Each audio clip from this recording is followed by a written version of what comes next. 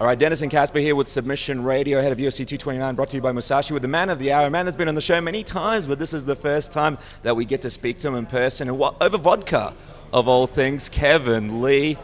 Tell me, Kevin, is there a special Kevin Lee drink that you always order when you go out? What's the number one choice when you walk into a bar? And does it evolve over the night to some other things?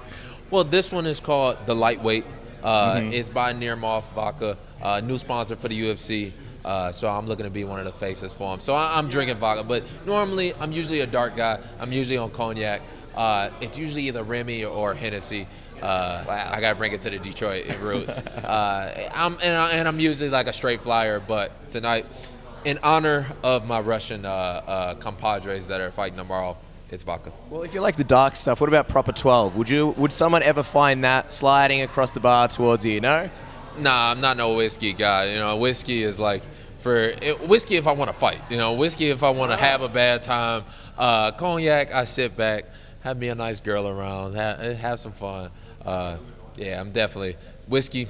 I'm ready to brawl. You mentioned Russian compadres.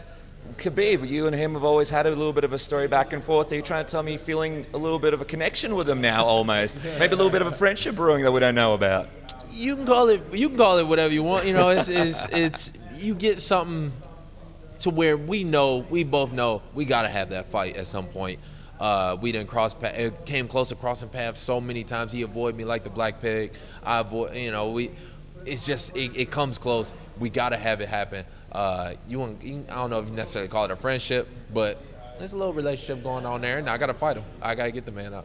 I gotta see if he really what he worth. Well, let me ask you this, because we were talking before, and you didn't really get a chance to watch the weigh-in, so you didn't really get a chance to see the stare down. But let me just break down the week for you in case you haven't seen some of the stuff. Khabib rocks up to the press conference and he leaves. He comes early, he waits for McGregor, then he goes. So they don't really get a chance to go back and forth. He does come out of the open workouts. He does say some stuff to fans talking about Ireland and the language. So that was a little bit of something where he did some research and was preparing for some warfare. And then at the weigh-in, Conor McGregor came out. He was hot. He was trying to really get in there. He kicked his hand. He was trying to get at him, and he was cool as a cucumber. Didn't really. And this morning at the weigh-ins, 9 a.m., came in, weighed in, just like he said he would. So after hearing all that, do you think Conor McGregor was successful and possibly affecting him mentally going into this fight? Do you think things might change on fight day? When this fight was first announced and Conor kind of started it a little bit, I thought that he was doing a bad job. He looked desperate. He looked like he was just kind of grasping at whatever he can get. People think Conor is this great shit talker and all this, but really the man kind of has the same formula. You know, he gets mad, he acts like a baby, he throws a tantrum, then he tries to get you mad by saying some shit. You know, to me, the mind games and everything are a little bit more evolved than that. But when I watched that first press conference that they did together, Khabib held it together for a while, and then you kind of saw it start to shake and start to break towards the end. And I think you kind of seeing that a little bit more throughout the week. The only thing I really saw was the open workouts that I was there for. And just seeing them both and seeing their body language and how they were, it did look like Khabib's getting a little bit stiffer as the days go on. So, you know, that's part of McGregor's plan. So if he walks into it and he's stiff, then he's going to leave stiff, and it ain't going to be a good night for him. Do you think it was smart of him to sort of leave that press conference early and avoid the potential barrage of insults from Conor McGregor and avoid that trash talk, not really have to deal with it, and also kind of let Conor McGregor know, hey, I'm not waiting for you. I'm on my own schedule. Yeah, I mean, Conor's pulled that multiple times now, kind of making guys wait on him. If it was me, I just wouldn't have showed up in the first place. You know, you show at all to the press conference? Yeah, you show up. You show up because he's late, then you want to leave. You're letting that man dictate your actions, and I just don't see that as a win. You know, everything that goes into the fight is all psychological. It's all little battles that you're trying to win before that. Him sitting there and then getting up and kind of storming off and throwing a temper tantrum, you just showing that he's getting to you. What he did obviously worked. If it was me, I either A, wouldn't show up at all, or B, I'm taking over the whole fucking thing and you ain't gonna hear a word out of Conor's mouth. He could have played it a little bit better, but what can you expect from a bear? They don't really even talk to each other, you know what I'm saying? Like these Russians, I know a lot of Russians, a lot of the same type of guys. ain't the smartest up there. You and Robin, you guys worked some scenarios as to how the fight might play out, which is really interesting. It was a great piece of content. After doing that, did you sort of come to a conclusion as how this fight might go, a prediction as how this might play out after sort of playing the role of Khabib? Yeah, with every major fight, especially if I see myself in it, I run it back and forth in my head a million times. And this is MMA. Anything can happen. If these guys fight 100 times, there's about 20 times that this can happen. There's about 50 times that this could happen. I continuously play out those scenarios. So, yeah, Khabib, it's definitely a winnable fight for him. Conor is coming off a loss. As much as he wants to talk and be, talk about how confident he is and all that, he's coming off a loss. His fight before that was given to him with Eddie Alvarez. And then his fight before that with Nate, he lost that one too. So he's not riding on much momentum. If he's in there and he quits, then it's going to be a long night for Conor. But the more I see it, I lean more towards Conor just kind of going out there and starching him. What do you think about the co-main event? You got Anthony Pettis, Tony Ferguson, a very exciting matchup by all accounts. Who are you leaning towards in that one? It's a great fight, and it's getting better and better and better as you go on. It's one of those things I don't understand why or how Tony even let them kind of overshadow him this much. All the press conferences, everything that you see is just Conor and Khabib. Do you think he should have maybe waited for a main event spot on a fight night? I could say that, but hindsight is a beautiful thing. But at the same time, I was kind of gunning for this co-main spot versus Anthony. So, he kind of came back and rushed his recovery in order to stop that. So I ain't going to hate on the man shine. It's the right spot for him. I just felt like he could have done a little bit better and not getting as overshadowed. But as the fight gets closer and closer, you see how intriguing it is. You see when Anthony shows up this week and he's ready to fight. I think you're going to have a damn good fight in that one. I think Anthony poses a lot of problems for him, especially with Tony coming so quick off this injury. I see him getting hurt early. Tony's tough. He's resilient. He's going to keep pushing through, and he's going to make it to the distance, I think. And it's going to be a close one. But it's a damn good fight. A lot of belts right now being taken around the UFC when it comes to the press conferences. Conor McGregor has 2 belts. Khabib has 1 belt. Tony Ferguson is walking around with his belt and his champion shorts and his champion top. So if you looked at the division, who is the true champion to you? Because there's a debate that Tony Ferguson has sort of fought the harder opponents back to back to back. Khabib, he fought Al, he won and became champion. And Conor, he fought Eddie and became champion. Yeah, It's a tough one. It's tough. And if anything points to a call for more divisions, it's that right there. You're talking about 4 different belts at one division. Why can't we just go ahead and open up another one? That's for another subject. It's one that I think we all kind of agree on and all kind of know. But who I see as the true champ, I can't overlook the winner of this fight, of Conor and Khabib. Even though Tony never lost and he didn't, and he just had his title taken away from him for really no reason, you still have to give it to the winner of Conor and Khabib just because of how big of a magnitude this fight is.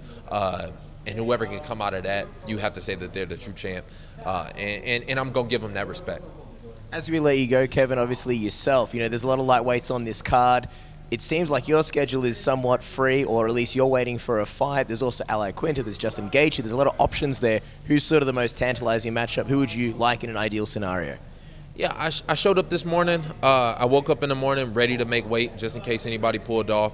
So you could have made weight today if you had to. Yeah, absolutely. I already cut a little bit last night just to get myself down, just to get within that range just in case. Can I ask how heavy did you wake up in the morning? At 167, so within almost about 10 pounds, which for me is pretty rough to do. Took a little bit out of me. So, and it's been a hard 6 weeks leading up to this point, just in case someone had fell off. So I'm gonna take a week or so, kind of let my body recover. I'm looking at December. There's a big card in Milwaukee. It's going to be the last Fox card before we make that switch over to ESPN. It's just got so many positives and that I'm checking off. And I feel like, my last 3 fights I've headlined the cards. They've done great business for the UFC. The UFC wants it. We're going to see what opponent, but right now I'll sit, I'll go back, and I'll get stronger. And because next time you see me, and I said it before the Edson Barboza fight, that you're going to see something different. For this one, you're going to see a completely different fighter. So that's the only thing that I'm looking forward to and kind of enjoying. Is there a chance that you're going to be at the fights this weekend? And if you are, depending on what happens, will you try and get involved a little bit, maybe go in the back, maybe go cage side and send a few messages out depending on who wins, just to let them know that you're there? Like I said, there's a lot of different ways that you can play these games. I showed up We on have a spare accreditation. As long as you take a camera, it might work out. I showed up on Wednesday, just me, by myself. You know, these guys, wherever they go, they got to bring 20, 30 guys. Me, it's just me rolling through. So if I do, it's just going to be me. I let things happen organically. I don't really, like, plan for anything like that. I'm not really planning on even being at the fight. I think I'll watch it from my house with my trainers and with my team around me so that we can come up with our next move because that's really all I'm worried about. But you the never Twitter know. game will be strong. But and again, these boys, they really know. Conor wouldn't start his workout on Wednesday because I was up on stage. And, I didn't want to make too much beef about it. I was What like, do you all right, mean? fine. So you were on stage on Wednesday. Yeah, I'm standing off to the side on stage. Okay. Nobody even really knew I was there. Yeah. Watched all three guys kind of go through it and do their thing. Mm-hmm. Conor gets up. His kid comes over to me, takes a swing with the left hand, and I kind of give him the dap. Does it again, and then they're like, yeah, you got to go off the stage. And I'm like, I wanted to make a big deal about it. Wanted to make a scene just because that would probably be good. Yeah. But I don't do the same thing over and over again. When I do something, that's why I've been staying dark. You look at my social media, I ain't really been doing nothing. I ain't really been messing around with the media too much. Because when I do something, you're going to know. That's why Conor was so late to that workout, because Kevin Lee was standing in the shadows. Do you think that, obviously, Khabib did his workout, other people did their workout. Does that show you something about Conor, the fact that he didn't want to work out until he got off that stage? Yeah, I mean, they already know. They already know I'm a big threat, They can talk. One person he never puts in his. You never hear him put my name in his mouth, and I think that's for a reason. And he knows that reason. His team know that reason. Like I said, I've got the thing going with Dylan Dennis. We trying to get that switch. What happened with that? We trying to get that squared away right now. So I'm he's trying in to get it squared He's away. in town. I see he's hanging out with Owen Roddy and the gang. I told him to come on Wednesday. I'm like, it's just me and you. Nobody else has to know. We'll throw it on our Instagram Live, like you said. He was the one that issued the challenge to me. I accepted the challenge, and then I'm kind of like sitting around waiting on something to happen. Somebody approached me about sponsoring me for it, and I kind of turned them down. I'm gonna bring the money out of my pocket. I'm a man of my word. I'm still kind of waiting around on that one. Who knows? I think maybe he got caught up holding Conor's jockstrap and all that. He's giving Conor massages while he's out here in Vegas, and I'm kind of sitting around waiting on some action to happen. We'll see what makes of that, but. What can I do? In the meantime, Kevin, enjoy the vodka, enjoy the night. Hopefully you don't wake up with a hangover tomorrow or a tiger in your bathroom, and enjoy the fights and your weekend in Vegas. Well, hopefully nobody falls off the card tomorrow, because if not, then I'm fighting somebody with vodka in my system, and I don't know if that's really good with USADA. But fuck it. Thank you, Kevin. Awesome.